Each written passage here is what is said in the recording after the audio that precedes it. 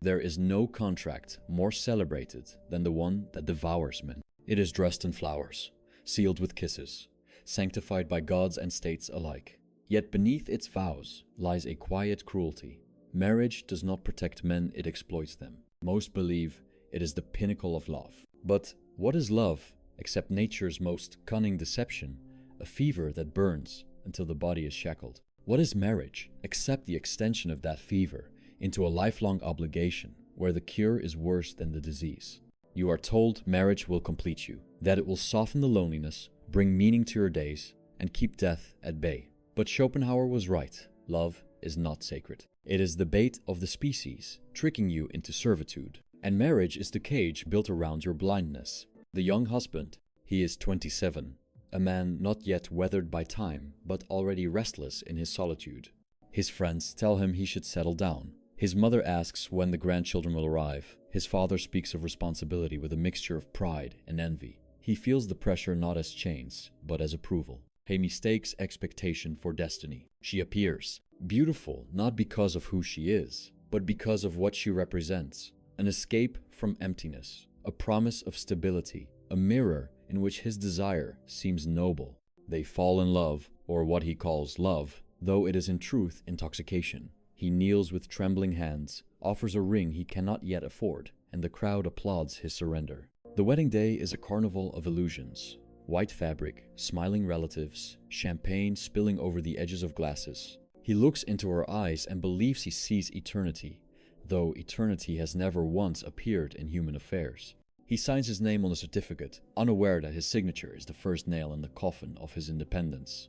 At first, it feels like triumph. They live together, laugh together, share meals and sheets. But the bloom fades faster than he expected. Passion dwindles, the bills arrive. The apartment demands repairs. Her affection, once spontaneous, becomes conditional, a negotiation of moods, demands, subtle accusations. His paycheck is no longer his own. His evenings, once his, are now filled with the choreography of compromise. He tells himself this is adulthood, but secretly he feels the stirrings of something darker, a quiet sense of entrapment. The life he dreamed of is no longer his. It belongs to both, which means in truth it belongs to neither. Marriage begins with a vow of love and ends with an invoice of labor. The middle-aged husband. He is 45 now, his shoulders bent not by age alone, but by decades of silent duty. His mornings begin before dawn, not because he chooses them, but because bills do not wait. The children are teenagers, and their needs outpace his capacity. His wife is no longer his lover. She is his accountant, his critic, his reminder of everything he has not achieved. At work, he is drained. At home, he is drained. He sits at the dinner table, chewing food that tastes of resignation. Conversations are pragmatic. Repairs, tuition, complaints. Affection has evaporated into routine. He remembers the woman he once adored, but she no longer exists, replaced by a figure he cannot recognize without grief. He tries to escape in small ways, scrolling through his phone late at night, searching for laughter, distraction, even images of other lives he will never live. But every escape collapses into silence, and in that silence he hears the truth. He has bartered his freedom for a structure that consumes him.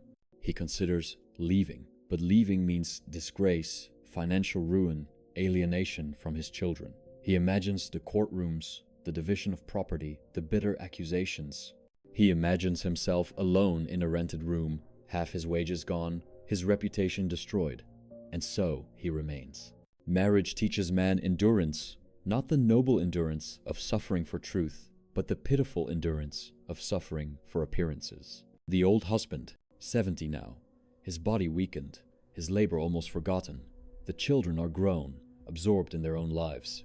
The wife who once demanded everything now demands little, for she too is weary, though in her weariness she does not soften. They live together like two strangers, sharing a rented house, bound not by love, but by habit. He reflects on his decades and sees a pattern. Work, pay, provide, endure. The years have vanished like water through open fingers. The ambitions of youth are corpses buried under bills and obligations. He wonders what life might have been had he remained free, had he dared to resist the pressure of society, had he refused the contract that devoured him. The old husband realizes he was never truly loved for himself. He was valued for his labor, his reliability, his willingness to sacrifice. Now that his usefulness is waning, he feels invisible even in his own home. The silence he feared in youth returns, but now it is permanent. He sits in his chair by the window, watching the day fade, and understands at last. He has not lived, he has served. He has carried the weight of others, while no one carried him. His marriage was not a union of souls, but the burial ground of his own. Marriage is the art of wasting a lifetime together. Quote, "The young man thought he had chosen freely, but his choice was made long before he ever held the ring. The will to live, that blind and ceaseless force, does not ask permission. It drives him toward her with hunger disguised as romance. His trembling proposal is not a declaration of love, but the silent triumph of nature over the individual. The contract he signs is not his. It is the contract of the species, using him as its instrument. The middle-aged man thought endurance made him virtuous. He mistook obedience for strength, sacrifice for meaning, but his suffering is not noble. It is not the martyrdom of a thinker who dies for truth, nor the ascetic who renounces desire. It is the slow torture of a man trapped in the mechanics of social expectation. His exhaustion feeds others, but leaves him empty. Society applauds him because a broken man is useful. The old man thought time would reward his loyalty. He imagined companionship at the end, someone to walk with him into the fading light. Instead, he finds himself alone even in company, invisible in the home he built. What he mistook for permanence was only habit, and habit is the cruelest imitation of love. His children are gone, his wife is indifferent, and he is left with the echo of decades spent laboring for a dream that dissolved before his eyes. Here is the pattern. Youth is baited, maturity is burdened, old age is discarded. This is the cycle of marriage for men. What begins as desire ends as duty. What begins as promise ends as punishment. Marriage is not the proof of love, it is the exhaustion of it. The metaphysical cruelty lies deeper still. The man does not only suffer for his partner or his children or his society, he suffers for the will itself. Marriage is the machinery by which the will to live secures its continuity, tricking individuals into self-betrayal. Men believe they marry for happiness, but in truth, they marry for the species, which cares nothing for them beyond their labor and seed. And yet society sings hymns to marriage. The state enforces it with laws. Religion sanctifies it with holy words. Families pressure their sons into it, as though it were an initiation into manhood. Why? Because marriage domesticates men. A man alone, unattached, is dangerous. He may revolt, he may question, he may create. But a married man is shackled by responsibility. His wages are siphoned, his hours consumed, his energy drained. He becomes harmless to power because he is exhausted by his household. Marriage is the state's most effective prison, built not of stone, but of affection, guilt, and obligation. The stories of our three husbands are not exceptions. They are the silent majority, their sighs drowned out by wedding bells. The young are blind to the trap, the middle-aged too burdened to escape it, the old too weak to resist. Marriage is praised not because it fulfills, but because it pacifies. It keeps men busy until death claims them. But here lies the paradox. In trying to avoid pain, men step into a deeper agony. The young man marries to escape loneliness, only to find himself lonelier than ever unseen by the very woman he once adored. The middle-aged man endures to preserve stability, yet his endurance becomes its own punishment. The old man remains for the promise of companionship, yet discovers the bitter truth. Habit is not love, and proximity is not presence. The avoidance of suffering leads only to greater suffering. By fleeing the discomfort of solitude, men embrace the despair of servitude. Marriage is not the answer to loneliness, it is its multiplication. Every age creates prisons to contain its men. In the ancient world, it was the battlefield, where men died nameless for kings who feasted on their corpses. In the modern world, it is the household, where men surrender their freedom not to the sword, but to the bed, not to tyrants, but to obligations. The battlefield at least offered glory. The household offers only fatigue. Marriage, then, is not a private affair.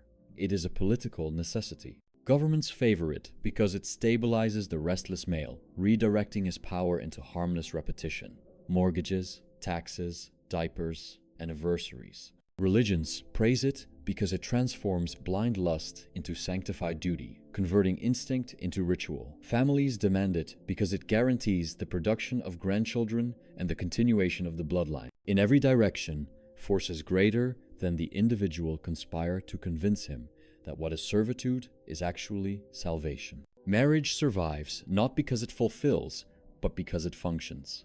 And yet, the illusion must be maintained. If men saw clearly that marriage is exploitation, they would revolt. Thus, culture manufactures an endless mythology. Love songs, romantic films, novels, comedies about happy families. Every work of art that glorifies marriage is propaganda for the will to live. Even the tragedies, the bitter divorces, the quarrels, the betrayals serve the system, for they portray the collapse of marriage not as proof of its futility, but as the failure of individuals. The institution is never blamed, only the man who could not endure. Society never asks if marriage is just only if the man has worked hard enough to deserve its failures. The cruelest deception is this: the man believes he marries for himself, when in truth he marries for others. He marries to please his parents, to conform to his peers, to serve his state, to propagate his species. He becomes an actor in a play written by forces indifferent to his happiness. The applause of the wedding day is the applause of his own enslavement. But metaphysics reveals a deeper cruelty still. The will to live does not want the man's happiness, it wants only his service. It lures him with desire, then abandons him once he is bound. Passion is intense because it must be strong enough to overcome reason. No man would enter marriage if he truly foresaw its long decay. Thus, nature blinds him with ecstasy at the beginning so that he may endure the misery that follows. Love is the mask, marriage is the face. The man who resists marriage is often ridiculed, called selfish, immature, incomplete. Yet who is truly selfish? The one who preserves his freedom, or the one who demands another's lifelong servitude? Who is immature? The one who refuses illusion, or the one who clings to it until death? Who is incomplete? The solitary man who faces truth, or the married man who lives a lie for decades? Better the loneliness of truth than the companionship of illusion. Consider also the economic cruelty. A man's wages, the fruit of his labor, are divided by law and expectation. He works not for his own sustenance, but for a household that consumes without gratitude. In divorce, the law often seizes even more, ensuring that he continues to pay tribute to the very institution that devoured him. Thus, marriage is not only metaphysical enslavement, but economic exploitation. The state punishes the man for escaping the cage it forced him into. And what of love, the supposed foundation of it all? Love, as Schopenhauer taught, is nature's ruse, a fever designed to deceive the intellect, a trick to secure reproduction. It feels transcendent because it must overcome reason. But once its purpose is fulfilled, the fever breaks, and two individuals who never truly knew each other awaken in chains. Love is the flame, marriage is the ashes. There is also a psychological cruelty. Men are told that marriage is their purpose, that to provide, to protect, to endure is the highest expression of their manhood. Thus, when they suffer, they imagine it is their own failure, not the structure itself. They blame themselves for not working harder, for not being more attentive, for not giving more. But no amount of sacrifice can redeem a contract built on exploitation. His suffering is not accidental, it is the essence of the arrangement. And so he ages in despair, believing he is alone in his disappointment, when in fact, he is merely one more figure in the silent tragedy of men. Millions live the same fate, yet each imagines himself uniquely cursed. That is the brilliance of the illusion. It isolates even in the midst of universality. Every married man believes his cage is personal, when in truth, it is mass-produced. The old husband, staring through the window at his fading days, is the perfect emblem of this cycle. He has given his youth, his middle years, his strength, his wealth, and even his dreams to the institution of marriage. And what does he receive in return? Habit, indifference, silence. He looks at his wife and sees not the goddess of his youth, but the companion of his exhaustion. He looks at his children and sees not gratitude, but absence. He looks at himself and sees nothing at all. This is the truth men are not told.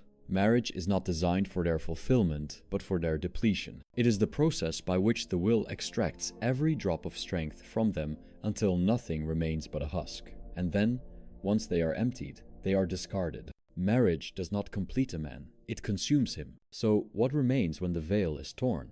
When the wedding bells fade into echoes and the promises collapse into silence, what stands before a man is not a ruined marriage, but the truth of existence itself. Marriage does not betray him. It only reveals what was always true, that happiness is not the aim of life, only its bait. He begins to see that loneliness, which he tried to escape, is not an enemy but the ground of being. It is not marriage that rescues him from it, but marriage that buries him deeper in it. For what is more desolate than lying beside another body, yet feeling unseen? What is lonelier than being bound to someone who no longer recognizes your soul? Better an empty bed in freedom than a shared bed in servitude. The paradox unfolds. By fleeing discomfort, man multiplies it. By clinging to companionship, he loses the only companionship that matters his own. The young man thought love would make him whole. The middle-aged man thought duty would justify him. The old man thought endurance would be rewarded. Each discovers that what he sought was never there. And yet, here lies the strange liberation. Once the illusions are stripped, he no longer owes himself to them. The man who sees marriage as exploitation no longer seeks salvation in its promise. He may still enter it, but he enters knowing it cannot give what it pretends to offer. He may remain outside it, but his solitude is no longer shameful. It is the mark of one who has refused the mask. Freedom begins not with escape, but with recognition. The clarity is bitter, but it is clean. When a man accepts that life is suffering, he is no longer deceived by its false consolations. When he accepts that love is a trick of the will, he no longer builds his life upon it. When he accepts that marriage is not fulfillment but consumption, he no longer sacrifices his years to it in ignorance. What remains is not joy, but strength. The strength of a man who looks at the world's most celebrated institution and sees not salvation but shackles. The strength of a man who faces solitude and does not tremble. The strength of one who lives not by illusion but by truth. Liberation is not escape from pain, it is escape from lies. So I say this, not with hope, but with sobriety. Face discomfort. Stare into the void where illusions crumble. Do not flee from the silence that terrifies you, for it is the only honest companion you will ever have. Let the flowers of ceremony wither. Let the vows dissolve. Let the applause of society fall mute. In that stillness, you will discover not happiness, but authenticity. And authenticity, though barren, is freer than any love song, any vow, any ring. The silence that follows disillusion is not emptiness, it is revelation. When the applause of society dies away, when the ring rusts, when the photographs yellow and fade, what remains is the man stripped bare of illusion. And though this nakedness terrifies him, it is here that he encounters his first taste of truth. Truth is not a crown. It is a wound that does not heal, but it is yours. You see, the man who has seen through marriage is not a cynic. He is not bitter because he has lost, but awakened because he can no longer be deceived. To live without illusions is not a failure. It is a form of resistance. For what is resistance, if not the refusal to bow before lies? Think of the old husband again, sitting in his chair by the window. He regrets, he aches, he sees how his years were consumed. Yet imagine another man, equally old, equally alone, but who never surrendered his freedom to the contract of servitude. His life may be barren of companionship, yet his solitude is honest. His regrets are lighter, because they are his own. He suffers as all men must suffer, but his suffering is not wasted in the machinery of exploitation. His pain is at least authentic, unpurchased, unchained. Solitude is not the absence of love. It is the refusal to sell your soul for counterfeit coins. The shift is this. Loneliness ceases to be a disease once you stop treating it as something curable. Men flee from loneliness because they imagine it abnormal, but it is the essence of existence. To be alive is to be separate, to stand as an individual consciousness in a world indifferent to it. Marriage does not dissolve this separation. It conceals it under routines. But the ache returns in silence, sharper, crueler, because it has been betrayed by false promises. Once you accept loneliness, it loses its sting. Once you stop bargaining with it, it ceases to bargain against you. It becomes not enemy, but mirror. Loneliness reveals what companionship conceals, the abyss at the core of the self. The man who reaches this clarity does not need to renounce women, nor despise them. He simply ceases to be fooled by the mythology that his worth is bound to them. He may share affection, but he knows affection fades. He may desire, but he knows desire deceives. He may even choose partnership, but he does so with full knowledge that it cannot save him. And this knowledge, though bitter, is strength. Society fears such a man. For what power has over him? He cannot be coerced with shame, for solitude no longer shames him. He cannot be bribed with promises, for he has stripped them of their disguises. He cannot be broken by guilt, for he has nothing left to betray in himself. He has lost illusions, and in doing so, has lost the chains that bind most men. Only the disillusioned man is free, because only he cannot be seduced. But let us be cruelly honest. Freedom does not mean comfort. To see through marriage is not to escape suffering, but to accept it without disguise. It is to feel hunger without believing it will be fed, to feel desire without pretending it will be fulfilled, to face death without lying about meaning. Such freedom is heavy, almost unbearable, but it is also indestructible, because it no longer depends on what is false. The shift, then, is not from suffering to joy, but from suffering in blindness to suffering in clarity. And clarity, though merciless, is the only dignity left to man. Life will strip you bare. Wisdom is learning to stand naked without trembling. Consider the young men, still intoxicated by romance, still seduced by vows. To them, this clarity will sound like despair.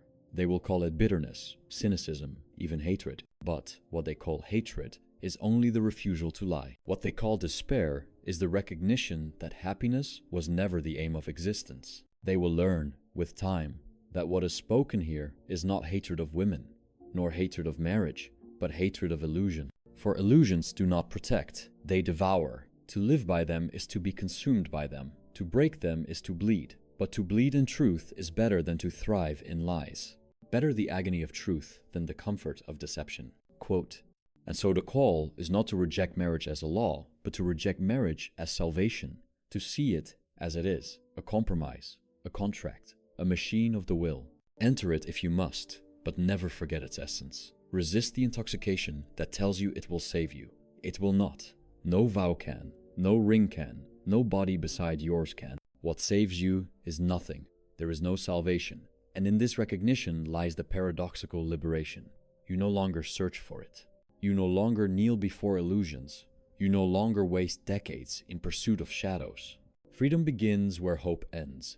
And so, the lightning strikes. You are alone. You have always been alone, and you will die alone. Marriage cannot erase this. Children cannot erase this. Society cannot erase this.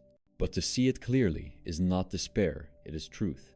And truth, though barren, is the only ground solid enough to stand upon. Now, when the silence comes, when the bed is empty, when the world withdraws its applause, you will no longer tremble, for the silence is not an intruder, it is your home. Imagine this moment. You are alone in your room. The lights are off. The house is quiet. No one is calling for you. No one is waiting for you. No one needs you. For most, this silence is unbearable. They rush to fill it with noise, with chatter, with the trembling warmth of another body. But in this silence lies the truth. It is yours alone. And in this silence, no vow, no ceremony, no ring can reach you. Silence is not absence, it is possession. You are never more yourself than when nothing distracts you. Now consider the young man again, intoxicated by love, dreaming of marriage as a fortress against despair. He mistakes intensity for permanence, passion for promise. But what is passion? A fever. What is promise? A lie told to oneself with trembling lips. His very intensity is proof that it will burn out. He binds himself to another body to escape loneliness, only to discover that loneliness follows him into the shared bed, whispering louder in the hours between their words. The middle-aged man tries to endure. He has learned compromise, sacrifice, discipline. Yet what is endurance but the art of slow destruction? He works, he pays, he provides, and all the while he tells himself, this is purpose. But purpose is a narcotic. It dulls, it sedates, it prolongs the sentence. When he finally lifts his eyes from the endless grind, he sees not purpose fulfilled, but life extinguished in increments. The old man, sitting by the window, sees all this with bitter clarity. He has given himself away piece by piece, and for what? He is not cherished. He is not remembered. He is tolerated. The system has drained him and tossed him aside. He has been used by nature, by society, by family, and now he is nothing but a vessel emptied of its strength. His reward is silence. But it is not the liberating silence of solitude. It is the silence of being forgotten. Marriage does not protect you from loneliness. It only delays it and makes its return unbearable. Here, the shift becomes sharper. Do not mistake these stories for exceptions. They are the rule. The exception is the man who dares to face the silence directly, who refuses the bait, who sits alone and does not tremble. Such a man is rare because he refuses what the world worships. He is scorned by his peers, pitied by his parents, feared by the state. But he alone is free. Freedom is purchased not with gold, but with the courage to be despised. This is why clarity feels like lightning. It does not warm its seers. It does not comfort, it illuminates. To see marriage for what it is, to see love for what it is, to see loneliness for what it is to stand alone beneath a storm that tears the illusions from your flesh. But when the storm passes, you remain standing, naked, wounded, but untouchable. And here lies the paradox that terrifies most. Nothing will save you, and yet nothing can take this clarity from you. It is the one possession no court, no spouse, no state can divide. It is yours entirely, because it is carved into you by suffering itself. Clarity is the only inheritance worth keeping. To the man still dreaming of rescue, this sounds unbearable. But rescue itself is the cruelest lie. No one comes. Not wife, not children, not society, not God. You were born into solitude. You will live in it, and you will die in it. Once you accept this, the illusions collapse. And with their collapse comes strength. Strength not to escape pain. There is no escape. But strength to endure it without disguise, without false promises, without the chains of others' demands. Strength to live not for approval, not for applause, not for love, but simply in the cold, unadorned truth of being. Life is not to be enjoyed. It is to be endured with open eyes. And so the lightning strikes again. You are not broken because you are alone. You are broken when you betray yourself in order to avoid it. You are not cursed because love fades. You are cursed when you sell your soul to preserve its corpse. You are not damned because marriage fails. You are damned because you let its failure consume your only life. To see through this is to reclaim yourself. Not joy, not peace, not fulfillment. Those are illusions. But yourself, unchained. And though the world may call this despair, it is in truth the highest dignity left to man. Dignity is the crown of the disillusioned. You have heard the stories. You have seen the young husband tricked by passion, the middle-aged husband devoured by duty, the old husband abandoned by the very life he built. You have followed the path from intoxication to exhaustion, from illusion to clarity. And now you stand where they stood, but with one advantage. You have seen through it before the chains close. The world will continue to sing hymns to marriage. Families will continue to pressure you. Culture will continue to intoxicate you with songs and films. The state will continue to punish you if you resist. The illusion will not disappear simply because you know the truth. But once you have seen through it, it cannot own you. You may still enter marriage, but never blindly. You may still remain single, but never ashamed. Knowledge does not free you from pain. It frees you from lies. Do not mistake this clarity for joy. Joy is fleeting, and life does not yield it as a reward. This clarity is not salvation, but armor. It does not make existence easier, but it makes it bearable in its true form. You no longer kneel before illusions. You no longer sacrifice decades to shadows. You live as all men must live, in solitude, but you live without betrayal. And this is the final shift. Solitude is not your punishment. It is your condition.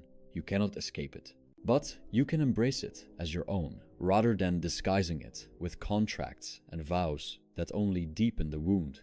Better the wound that is mine than the comfort that betrays me. So, when the silence comes, and it always comes, do not run. Do not fill it with shallow company, with artificial smiles, with obligations disguised as love.